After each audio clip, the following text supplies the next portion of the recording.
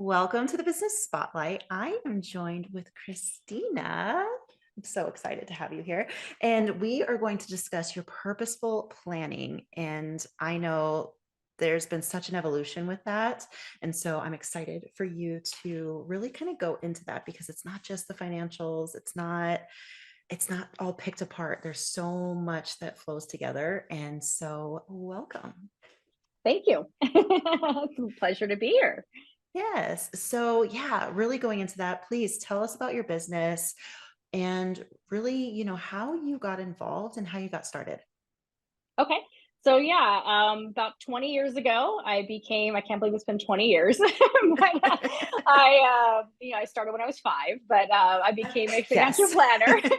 So right out of college, I was doing accounting in college and really quickly learned that debits and credits were not my side that I loved.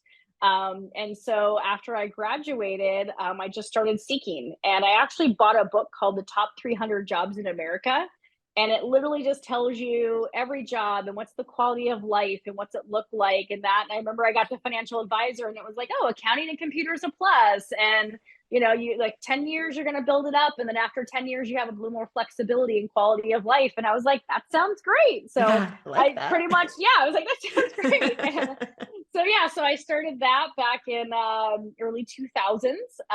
And so really at the beginning, it was 2004. So the first several years were great. I mean, everything's just making money and everything's growing and everything's wonderful. Then Hmm. 2008 hit, and that was really Yeah. where you really learned. And about the same time as when I became a certified financial planner, so went through a couple Mm, designations, and really at that point was like, wait a minute, okay, this isn't all rainbows and everything just goes up and everything's great. It hmm. was like this is where really the true planning comes in.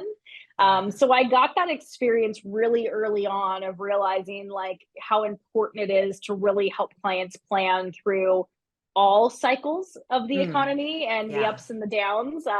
So and especially in Las Vegas, our real estate market was such a 2008 for us was even Yeah. more dramatic. And It's so bad. really yeah, it was not We don't fun. like to talk about Yeah. I that. was like, oh, Yeah. and so going through that. So yeah, that's how I really started. I've always been independent. So in a lot of ways that was great. In a lot of ways that, presented a lot of more, intricacies because really you're hustling everything for yourself and you're learning and you're growing where some younger I've advised like sometimes when they're getting in the industry that Mm, hey, if you go somewhere where you can find somebody who's doing it how you like it, they have the same values, the same, and they have that business you already want, like hmm. go learn from them for 2-3 years and then decide to go out on your own where you're really getting that foundation quicker. Mm. But also I call it the school of hard knocks, where, I learned how to do everything from top to bottom from the beginning. So later Yeah. that really served me to know my business, all layers on there. So yeah, so that's been the majority of it. My practice is in Las Vegas, but I also have clients that have now moved all over the world once they retired. I Yeah. should say all the country, I shouldn't say the world, but it feels like all over the world sometimes. Maybe. Actually, no, I do have one in Nicaragua, so actually, There we technically, go. so I guess they have. And so yeah, and then about several years ago, I really saw the need with a lot of my clients, and it really came out of my own family struggle.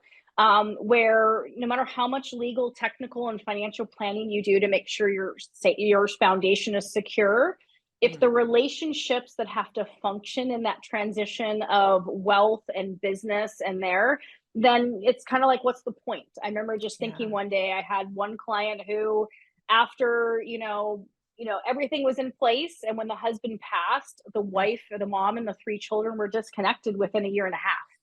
And Mm, it broke my heart because, yeah. she, like, you think like, what was the purpose of doing all this if all of a sudden the family's disconnected? And I Yeah. started seeing that pattern more and more. And even within my own family, after I had taken on, I was our family trustee, and the first years were kumbaya, great.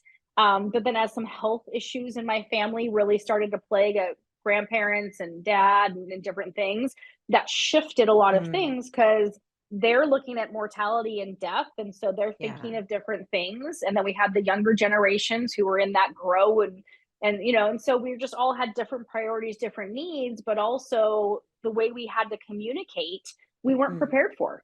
We weren't prepared to have this like emotional layer mm, on top of all of our financial decisions.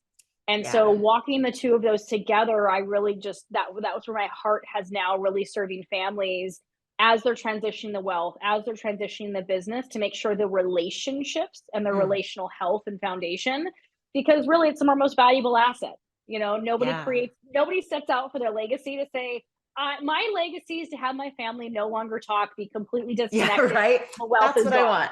That's what I want. Everybody has this vision of like passing down the values and the beliefs, and really Mhm, having the money create this, ability to help the community and do things. But right now, statistically, that's not what's happening.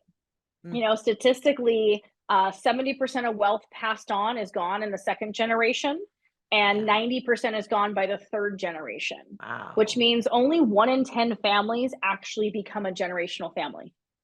And Wow. so, with that, and it's not because of legal and technical, only 5% of the time is it because of that, but Mm, 85% of the time, it's because of trust and mm, communication. wow. Wow. That's crazy. I mean, and it totally makes sense because I can Hmm. see it because when like thinking about even so like the business side, like that's where you have those Hmm. statistics where it's like second, third generation owned businesses often don't do well because not only relationally, but also what it requires as Hmm. being a business owner or being an executive in a business. It's Hmm. when you have that first generation where they did all the work and they really became that person Hmm. throughout that journey, and then it's just kind of handed off.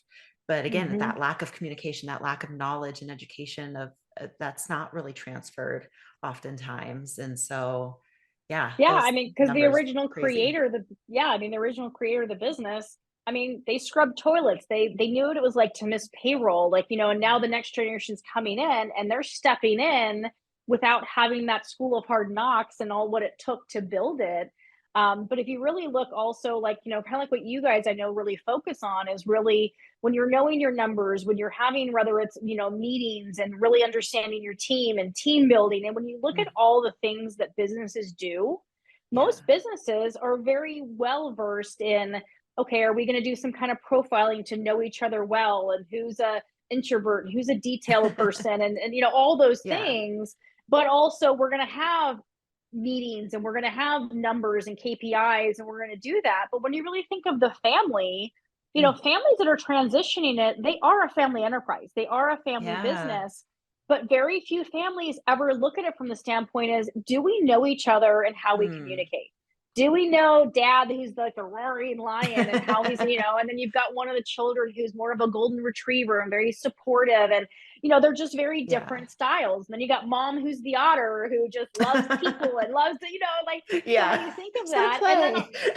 I just want to play, so when you look at just like how many families really know each other at that level, how many families Yeah. know each other's love languages and how you actually love each other deeply, how many families know what to do in conflict resolution, how to Yeah. have safe conversations. Because I don't know about you, but my family knows exactly what button to push, and they know exactly what to Yes. say. And it doesn't matter how many years of training and communication and how many tools I have in my toolbox. Uh-huh. They go. When it's It's yeah, gone. when it's my family, it's You're like like, what all rules are tools? off. And that's why I learned, because I was like, wait a minute, if I have all this learning and knowledge and education from, Yeah. just communication and all that, and it's happened, and I have the legal and financial knowledge, if it's happening to my family, no wonder the statistics are what they are today. So it's Yeah. really looking at it and saying you really have to treat your family very similar in a way of intentionally knowing each other, knowing how you communicate, how to have safe conversation and resolve conflict, but Mm. also from a standpoint of how do we have fun together? How do we Yeah. play together? Because sometimes when there's business money and business family and money, like, Yeah. there's sometimes the family retreat becomes a business retreat or becomes the family council meeting, or, Oh, so it's yes. like, no, it's like that family, you need to have that fun time and that play time Hmm. and celebrating each other. And so you actually get to have both together and you get to nourish both sides of it. I love that. And yeah, that's so important because I do feel like there has been a shift in organizations and in companies where they are really creating cultures, like healthy Mm-hmm. company cultures. And so there is that shift. I find definitely with through COVID and post COVID, because now that mental and emotional health is like, it's everywhere. Mm-hmm. But it also is taking it into the family, and Mm-hmm. it's like, okay, great, you're learning it over here, let's take it over here. And yeah, so I can definitely see the importance and the need, and finding someone to help you navigate that, especially when it comes to money, because that's oftentimes something that, like, nobody really wants to discuss, nobody wants to talk about it, Mm-hmm. it's a pain point, or yeah. It can bring up some things for people, for Mm-hmm. sure. Oh Especially man. when it's family, because there's the childhood wound, and Johnny got the bike at 5 and I didn't get the bike. And even though it's a Yeah. joke, sometimes it really is that these little things Hmm. from childhood, they don't even realize they're holding on to that, like, frustration, you know what I mean, those things. And Yeah. so all those, like, family things and that come in. And yeah, so it's definitely really for families to really be able to have that, what they Mm. desire in that transition legacy. It's the foundational piece that Yeah. most are missing. I love that. So, what would you say is something, even maybe particularly in your industry, and you kind of touched on it a little bit, because you did see a need, but what is something that's maybe misunderstood about your industry? When I really think of even just the financial side and financial planning, I think for so many, I call it the bury your head in the sand syndrome. It's just like, hey, if I just don't think about it, if I just go make more money, Mm. like, hey, I'll just make more money. I'll just keep making more. Yeah. And so I think a lot of times people misunderstand that it's really, when you're really doing your financial planning, it really should be an exciting event, in the sense that, Hmm. because you're creating the life that you want. It's not Mm. about, like, and I don't even use the term budget anymore, because I just think it, like, for so many people it gives them the, like, Yeah. heebie Like, oh, jeebies. I don't want to do that. Because even wealthy families, it's like they still need to be intentional about where they want their money to go. And so it's really Hmm. like, how do you want to have your life? And what do those goals look like? And what resources do you have to create that? And Mm. so I think a Yeah. lot of times it's like a misunderstood, that it's like, oh, I got to go tell them, it's like, almost like you're coming to a therapist and going, oh, I did this wrong, I spent that. And it's Yeah. like, no, it's like, just where are you wanting to, what life are you wanting to create, and Mm. how are those Hmm. resources going to help? Because as if you want freedom and you want time freedom in those, well, it's like you're going to need some passive income, because if you've got a business that's all Yeah. you, and you're a material person in that, well, planning to be able to have, the financial cash flow to come in to be able to have some of that time freedom, you got to plan for that. It's not just Yeah, one for day. sure. So I think in every area, I think just the thought of planning for a lot of people, they Mm. just, it just, they hide from it. They don't want to think about it. There's shame, there's guilt. Like, Mm. everybody has had different money messages growing up. And Yeah. so, whatever, like, your family, because sometimes if your family, if it was like, money's the root of all evil, and it's like, and so you sometimes take Hmm. that on. And so sometimes there's those beliefs, that just make it like a thing that's just, like, icky. It's like a, And oh, I don't so, want to do that. like, oh, I'm just gonna put it in the corner, but then the ones that really realize it and thrive and are like, Mm. no, this is what I want to create. This is the life that I Yeah. want. Like, I want to have that vacation home, in the mountains in a ski resort. I want to have, so whatever it is they want to create, when they start to make the shift in their mind that, like, Mm. oh, planning allows me to have the life that I want. Mm. Planning's Yeah. not this thing where it's like I gotta go bare my soul. So I Yeah. think that when people really make that shift to realize that, like, oh, when I'm intentional and I'm purposeful around how I want to plan, well, then it becomes exciting, because then your money now has purpose and meaning to it, Mm. Hmm. versus this thing that you just want to hide and like pretend. And like, Yeah. I mean, I hear it all the time. I've had clients that I've had for 15 years. I mean, that sometimes it's like she'll come in, she's like, I know I did this wrong, and I know, and it's like, I'm not You're here. like, you're okay. But it's just, there's so, but it's like everybody has their own, I think a lot of people don't realize how much of an emotional Mm. money is, because it's really Yeah. energy. Yeah. It's the energy, it's what you spend your money on, is what you really, your heart, good and bad, and so what you Hmm. support is where your money goes. Yeah, And so I think for absolutely. many people, it's just, there's some like money messages and things that need to be slowly, like, we got to peel the onion back and Mm. shift them into a place to go, oh no, when I really do this well, like, it gives me power, I feel empowered, and it makes me excited to know that the things I really want, like, now I can see how I'm going to get them.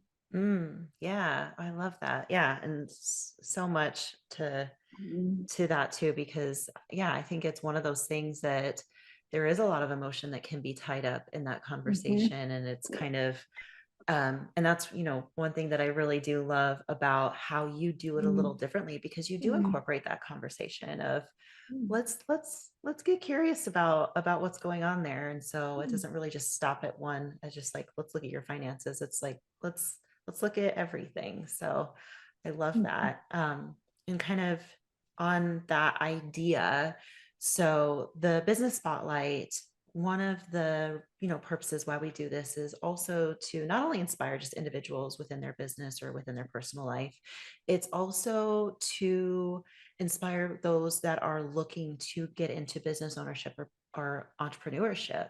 And I think just you really being one of those leaders that has kind of found, it's like you're finding a need and you're shifting over here and you're incorporating these things, that is so inspiring for somebody new. And so what would you say would be something that is possibly a mistake that first time entrepreneurs do? Maybe you've experienced it with some clients or just other people that you've come across. And what would be the qualities that they would need to possess to really be a Mm-hmm. successful entrepreneur? Yeah, I think first, in the first side of it, when you say what are some of um, uh, it wasn't mistakes you said, but Yeah. like, I think initially some people go into business for the money, Mm. in the sense of, someone told me I'm going to make a lot of money doing this. And Hmm. here's the thing, if you do it right and you do something that you love and you're passionate about and you provide a lot of value to people, you're going Hmm. to make money. Yeah. So, but sometimes when money's the only goal and money's the only piece, I just see a lot of people where they get exhausted because there's not really a connection for them. Mm. There's not something, because I say that the best for me, and I've noticed for other business owners, the best, as you could say, the trifecta that comes together is really when whatever you're doing, you would do it for free because you love it so much, Hmm. and you can just get lost in it all day, and just, there's such a passion in it. And not that you can't have other, side passive incomes or things that you're not solely derived from, but I think the one that's like your passion, your baby, because it takes so much grit, it Mm. takes so, I mean, like, I'm sure there's some that just jumped in and it just flew and there was no problems, and but a lot of times building a business, like, it's tough. Yeah. You're having to do so many pieces of the business that, you're the CEO, you're the chief bottle washer, you're the accountant, and you're putting on so many hats. But Hmm. as you're playing this whack-a-mole, there has to me there that drive and that desire to whoever you're helping, whatever you're doing, you just really are passionate about Mm. whatever value. And even if you're a plumber, but you just, for you, that is something that is a truly a passion for you. Like, it might not be Mhm. you're passionate about the toilets, but you're passionate, but doesn't mean Yeah. you're not passionate about helping people when they're in, like, their flood, their house is flooded, and they're in that emotional, and you like to be Mm. able to help somebody. Like, there has to be a connection to something more than just money. Yeah. So I think sometimes that can be a pitfall, where it's like, Mm. if you're only doing for money, at some point that motivation, because if the money's not exactly where it should be, you could get discouraged quicker, Yeah. and you could stop quicker.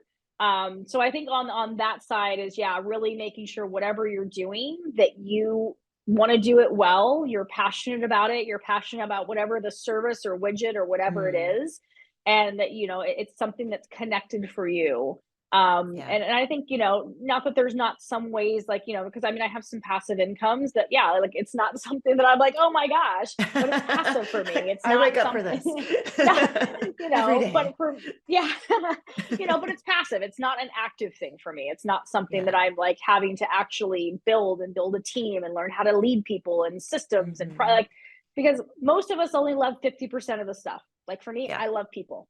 I love people. I love them, and I hire people that love details, Yeah. or that love admin and love, Yes. just entering in spreadsheets and like stuff like that. Like I hire people because Yeah, that's not what I exactly. love. Like, can I do it? Yes. Any of us that are Mm-hmm. flexible and usually high functioning, we can do it, but it's going to drain us. And so for me, it's like, for me, what can I do that I'm just energized and I can do all day long? And for me, that's Mm. being with people and it's helping people, in that way. So on the other side, I guess if you say, what does it take? So Yeah. I think that was one thing I just answered is like, you have to love some part of it. So if Mm. you're the technician that loves to make sure all the numbers are in place and your KPIs and like, you really, you have to know, to me, you have to know yourself. Yeah. Like one is you have to know yourself very well. And what is your natural, Mm. inclinations and it's things you'll continue to learn. But how are you a leader with people? Like for me, I Yeah. know I'm very direct. I'm a get her done, Yeah. so on those personalities, I'm the lion, I'm the lion, let's get it done Yes. and doing that, but also communicating with team members that are not in that way. Sometimes the directness for them Mm. feels harsh. And Yeah. so, I have to then know who I'm talking to. So, and so when you know yourself and you know others really Mm. well, when you know your communication style, like I'm also what's called I speak in mostly analogies, so like somebody who's a very literal communicator, sometimes when Yeah. I'm joking, You're they're like, like, what? like I see their brain start to fry, and I'm like, okay, I'm sorry. No, so this is yeah. Yeah. So when you know yourself really well, it just makes everybody like be able to Mm. communicate better. So I think one being a really like understanding yourself and Yeah. understanding others, understanding the other styles, so that when you do have a team member, an Mm. employee, an executive, that you know them as well. So I think, Yeah. and also just tenacity, just grit and tenacity Oh, goes a yes. long way. That's definitely something that needs to be there because there's going to be some hard days. Yeah, because it's like you climb the mountain and you get this big win and you're on the, and then the next day you're, like, Uh-huh. I mean, I like even yesterday, I'm like, I literally by the end of the day was like, okay, I'm gonna go sit in the sauna and not come out. Like it Yeah. was Like, what just am I doing? well, my email wasn't working, and I'm on like this tech support, and I'm just it's one of those where I'm like, Uh-huh. how many emails did not go, like, and there's those Oh, moments goodness. where it's just like, okay, there's all the good stuff, but then there's all the little things that comes back to you at the end of the Mm-hmm. day, and Yeah. so being able to one is like being able to be intentional and have plans and goals, but also being able to have that tenacity and grit and understanding that like there's going to be days where it's just you just want to like throw your hands up in the air, but Yeah. okay, this is just today. I'm going to Yeah. go do I something to got this. recharge myself, and I'll come back tomorrow. Yes, exactly. Yeah. So for us at Action Coach, we use the DISC profile to not Hmm. only be able to identify with our clients directly, but I'm a D. also, yes, very much I'm a so. DI, High DI, I. high I and high D. I'm very high in Yeah. both. My D is just a smidge higher. Yeah. And so again, it's knowing that, like you said, having that self-awareness Mhm. of, oh, this is how I operate. And I remember when I learned that and going through of like, okay, so what does this mean? And well, this is how you should approach this person. And this is what's going to work really well. And this is what's not going to work. And I was like, oh, that's spot on. Yep. Yes, that is me. But then also being able to take this into your business and in with a team and saying, hey, again, if you are very high D, but you have somebody that's maybe an S, that Mhm. might scare them. And so you are going to want to, but it's also maybe there is somebody else on your team that can be the communication. And it's also you becoming aware of, oh, okay, so when I'm dealing with other personality types or other Mhm. behaviors, it's okay, how can I shift and become better? Because again, going into your business too, we do attract a lot of who we are, and also very often the complete opposite, because the Mhm. opposites attract, that's a thing. And so it's being Well, able and to for kind of work with me, that. usually my operations person, a good operations person, Hmm. is somebody who is the type that likes to be head down and can do continuous work that's repetitive, which is the Yeah. opposite of me. And so, in learning that, like, I remember somebody explained it to me once, and he's like, have you ever noticed you go to your operations person, and as you go interrupt them because you're that kind of intense multitasking and fast paced, they actually have their finger on their paperwork? Whatever they're working on, they have their finger there. And I literally was Huh. like, of course I've never noticed that. What do you mean? And then Yeah. I started to realize, they go, it's because all they're thinking in their mind is, oh my gosh, I'm going to lose my place. I'm going to forget. I'm in the middle, because when they get focused, they're Mm-hmm. focused from start to finish, and they want to do it from start to finish. And Yeah. I'm like, here, I'm there, all over. And when I started realizing that, it shifted the way I worked with them to not interrupt them mid-stream, where they're like, they're not listening. And so then Yeah. you wonder, like, and so, like, just those little teeny things that I was like, oh, I'm coming in like a tsunami, going like, hey, let's do this. Like, hey, and they're like, I'm in the middle of this. I Yeah, don't you're want like, to I'm lose my busy. place. Oh my God, I can't. Oh my God, like, and so really learning that, because you Hmm. interrupt them, and it's kind of like, that they're not as personal, because they're like, what, Yeah. Yeah. Yeah. because Or, they're in it's the middle and even, they're focused. yeah. And it's even too, it's kind of knowing those strengths of your Mhm, team. And, if you have somebody that is very detail oriented, that does mhm. prefer the operations and the systems, that's probably not going to be your best people person. That's not going to be Right. you're the first person that somebody, Yeah. meets when they come into your business. And so that's where I definitely agree that kind of knowing yourself enough to then, when you are expanding to a team, whether it's internally or externally, kind of knowing, oh, okay, I know I need this type of person for this Mhm, role and it's going to work with me very well. So mhm. yeah, that's Yeah, a and I big think thing. the other important thing is not being a silo, because a lot of times we hear this, it's lonely at the top.